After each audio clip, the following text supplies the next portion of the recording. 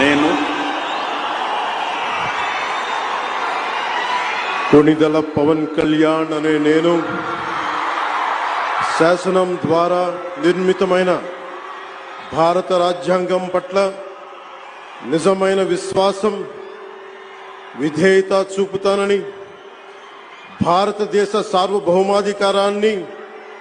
సమగ్రతని కాపాడుతానని, ఆంధ్రప్రదేశ్ రాష్ట్ర మంత్రిగా నా కర్తవ్యాలను శ్రద్ధతో అంతఃకరణ శుద్ధితో నిర్వహిస్తానని, భయం గాని పక్షపాతం గాని రాగద్వేషాలు గాని లేకుండా